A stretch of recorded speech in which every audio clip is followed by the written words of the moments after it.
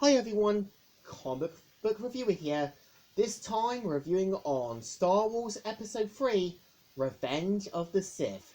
Now, as you know, Star Wars Episode 3, Revenge of the Sith is a 2005 epic space opera film that was written and directed by George Lucas, as well as being the ending point to the prequel trilogy, as well as the ending point originally to the Star Wars series before Episode 7 in 2015. Now, I'm sorry that I haven't been able to do Episode 3 because of the lockdowns, as well as them easing up. I was able to sell off what Blu-rays I covered and try to get other things done. So I've decided to finally do Episode 3. So Episode 3 is meant to take place 3 years after during the Clone Wars, where we see how after Obi-Wan and Anakin save Palpatine and taking out Count Dooku, we see how the Republic and the CIS are on the endgame. And of course, we do kind of see how Anakin learns that Padme is pregnant and learns that she's slowly going to die. And here, I do think Anakin's downfall is relatable. It's clear that he wants the Jedi to prove to the Jedi that he can destroy the Sith.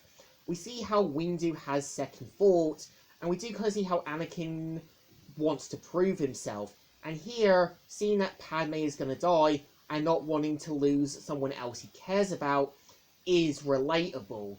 And here, we do see how Palpatine is able to use, manipulate, and promise Anakin how to save Padme, even though it's clear he's just using him.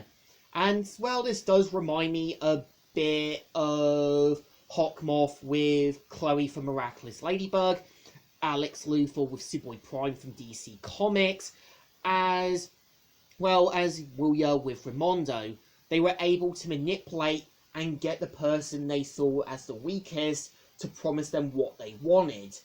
And I think the point with Anakin's downfall just shows you how far he feels like he wants to go the distance, which is clearly not going to happen.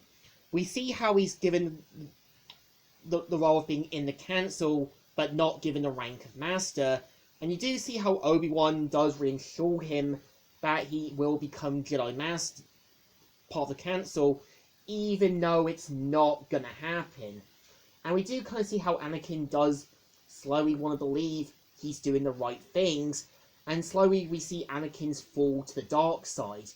And I think the point of Palpatine's rise to power makes sense, as he was able to use, manipulate, as well as get the Separatists to do what he wanted, as well as Count Dooku. And it was kind of clear the Separatists were greedy and, if not, immoral, corrupted monsters. Like the point of Shumei, Peggy the Loser, as well as Newt Gunray, they were just greedy and, if not, corrupted monsters with no concern or care for anyone.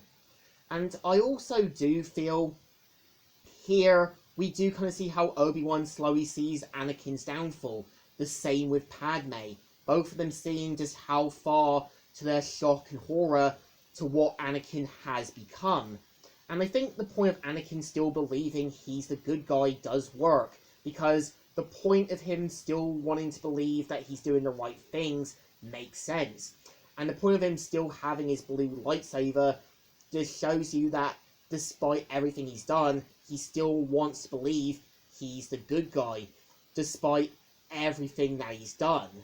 And I think the point of Order 66 just shows you it was always planned. And I think the point of Star Wars Battlefront 2 giving you the insight of Shadows of the Empire shows you just how far the clones were willing to work with the Emperor. And the point of the other Star Wars tie-in games were meant to kind of cover what happened after the events of Episode 3. And the point of the Star Wars comics from Dark Times, as well as other issues, just showed you how far the Jedi were slowly becoming extinct. And I think the point of them covering them up in comics made more sense, as it gave you more of an insight to what you were going to get.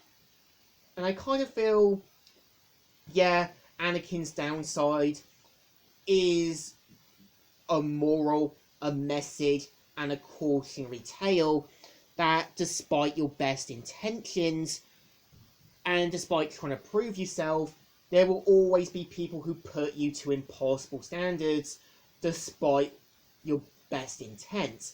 And I think the point of Grievous in the third film works, as you got to know him from the 2003 Star Wars Clone Wars series, but I think was a little bit of a wasted potential. But here, I think Episode 3 works. It covers Anakin's rise and downfall so well, it makes you feel like you can relate to Anakin on so many levels. So I think Episode 3 definitely deserves 2 thumbs ups.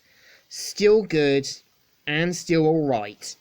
And the prequels, I would say, are not bad. I think people gotta remember that George Lucas wanted to cover Anakin's rise and downfall and made it a relatable one. And it did show you that, yeah, the Separatists were meant to be greedy and, if not, corrupted monsters.